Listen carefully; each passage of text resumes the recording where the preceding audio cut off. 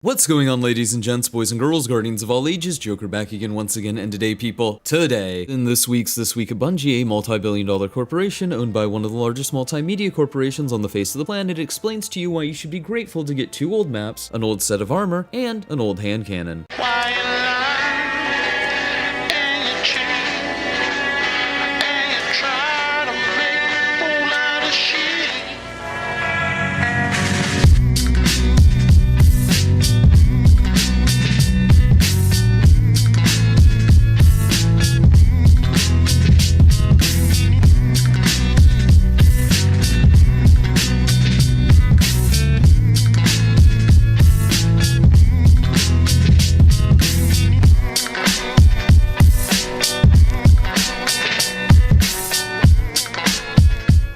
So This Week at Bungie is a behemoth, and it says a lot without actually saying anything at all. And it outlines the future of PvP for better or worse, depending on who you ask. And speaking about asking things, after reading this entire diatribe, all this nonsense, I have to ask, what the fuck ever happened to that dedicated PvP team, Bungie? I guess my projections for how long it would take that PvP team to get hired and up and running were optimistic. I figured it would take around a year, maybe a little more. Turns out, Bungie has found yet another way to disappoint me. The relevant part of the TWAB to our video starts off with Bungie making a bullet-pointed list of things that they're going to be changing in the Crucible. Some we'll see in Season 19, some we won't see until Lightfall and beyond. Quote, "We're updating the Crucible playlist structure to streamline our Crucible offerings and help focus our Crucible population." See, you wouldn't have to do that if maybe, just maybe, you didn't drive off the hardcore of the hardcore when it comes to playing the Crucible by adding skill-based matchmaking. Something that Bungie's not just going to double down on, they're going to quadruple down on. Collapsing Control and Clash into a single playlist, bringing some of our lesser played game modes into weekly rotators. Now, what does that even mean? Starting in Season 19, the Crucible screen will have the following options. Quick Play 6v6. This is now a playlist with both Clash and Control. Uses loose skill-based matchmaking, which we have tuned during Season 18. Yeah, that's a ballsy move, sticking to skill-based matchmaking, a system that has been panned by both core and casual players alike, and has been such a detriment to player population that for the first time since Destiny 2 Year 1, Bungie is forced to eliminate playlists because the player population simply isn't there to support them. But hey, there was a time when we should have stopped with all this skill-based matchmaking nonsense and ruining PvP release to release, but we have clearly passed that point. So, let's keep going. See what happens. Here's the reality. People who play PvP hardcore are leaving en masse because Destiny's networking system is incapable of supporting skill-based matchmaking in any satisfying way that doesn't lead to a diminished player experience due to tech issues. These issues are exacerbated as the player base leaves during the mid-season or the end of season, or as the year goes on, or new games come out, or holidays come around, and players aren't playing Destiny, let alone Destiny PvP. As for the casual players that this feature is intended to help, they're apparently leaving the game en masse as well, which makes sense. Casual players are notoriously fickle. That's why they're casual players. They pick up a game for a bit, then they leave and go play the next big thing that comes out, be it COD, be it Overwatch 2, or whatever the flavor of the week is. You know, provided they have time to play video games at all, being casual players. So in essence, skill-based matchmaking caters to a player base that doesn't stick around and punishes the most devoted player base. When we boil down who skill-based matchmaking is actually for, who it actually helps, I mean, think about it. As I said, casual players generally don't stick around. So really, it's the bad players that skill-based matchmaking is catering to. So it's the really bad players, but at the same time, not all bad players care for skill-based matchmaking, as skill-based matchmaking disincentivizes them getting better, and in fact punishes them when they do. Or if these casual players have, you know, this thing called friends, and those friends just so happen to be better at the game than they are because they have more time to invest in it, then playing with those friends becomes an untenable proposition because those games become unplayable due to wild skill disparity and or connection. So no one wins, except for maybe this vocal minority of, really bad solo players? And it's only going to get worse as players leave because of seasonal burnout, because PvP being unplayable, or because new games release, as I stated earlier. But I'm starting to have a sneaking suspicion that skill-based matchmaking isn't for the casual player or the bad player, it's for the Bungie developer. Hi, I'm Kevin Yanis. I'm a senior Crucible designer here. I work on game modes, ammo system, ranks, things that everyone cares about. And I'm going to be running a new weapon, Luna's Howl, and I'm going to run a bow actually here.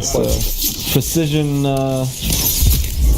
One of the things we're talking about, it's you touch one thing, it all breaks, all changes, and I know we play with various. It's all about information. Ooh, and aiming. Aiming is all.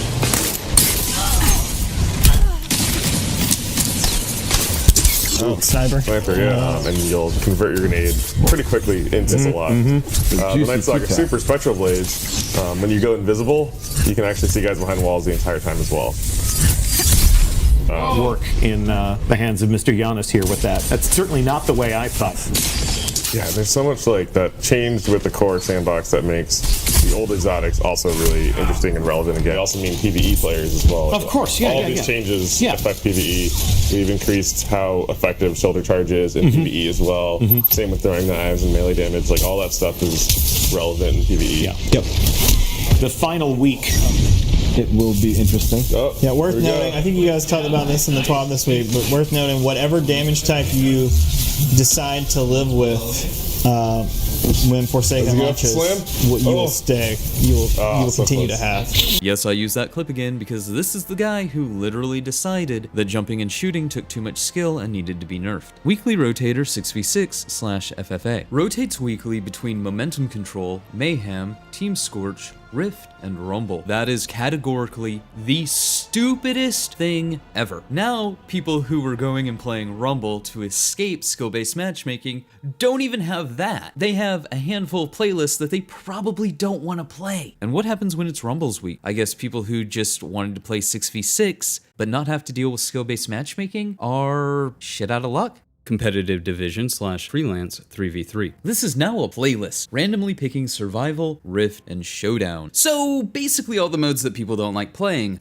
I wonder how they're going to account for the low player population. These modes showcase a variety of playstyles designed to show how good you really are. Uses a new skill-based matchmaking setting built using concepts we developed for loose skill-based matchmaking tuning, but tightened to match you more closely against opponents of your own skill. So what is Competitive Division? In Season 19, we are removing glory and adding a 3v3 ranked playlist, Competitive Division, which is a true ladder-based system. There are 7 divisions, each with 3 subdivisions: Copper, Bronze, Silver, Gold, Platinum, Adept, Ascendant. Our goal is to provide players with ladders to climb and divisions to achieve, giving a more accurate representation of skill than our current glory system. Players who surpass gold and begin to chip away at platinum, adept, and ascendant will represent some of the best Crucible players that our community has to offer. Will represent some of the best Crucible players our community has to offer. Let's talk a bit about how you climb the ladder. This is a high-level explanation of how things work. We'll be releasing a help article closer to launch to go a bit further in depth. At the start of the season, you will begin a placement series, during which you will not gain any division rating for the first 7 games. After the 7th game, you complete the placement series and are placed into a division based on skill. They say skill, but that's not necessarily true, at least not in the way that they've explained it. Skill-based matchmaking in a ladder-based playlist sounds, at best, redundant, at worst, counterintuitive. If the ladder system was actually doing its job, everybody would start at 1 and work their way to their appropriate bracket. All skill-based matchmaking does is create bubbles inside of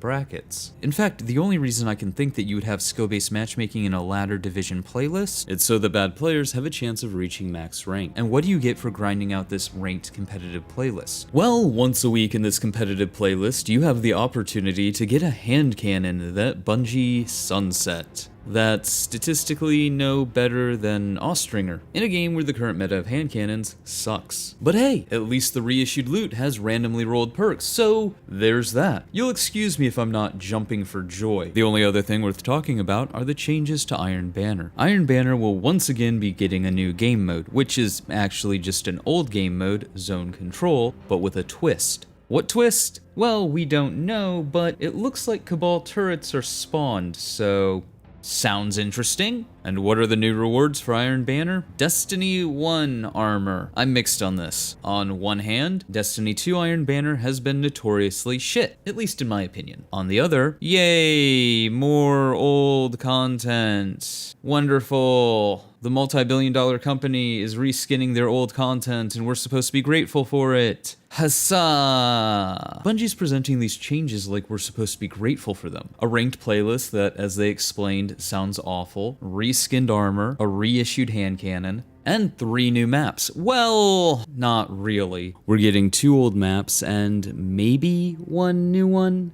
Unless this new map ends up like a Disjunction situation where Disjunction is actually just a reskin of Frontier, with a handful of changes outside the cosmetic. This PvP update doesn't seem like a PvP update. It's more of a repackaging and relabeling of the current PvP that Bungie hopes to pass off as something new and exciting. I don't know, it just all seems really, really disappointing. But hey, those are just my thoughts. Let me know yours in the comments below. Remember to like, but only if you did. Subscribe for more. Feel free to donate to my Patreon if you're feeling particularly generous. And above all else, stay frosty.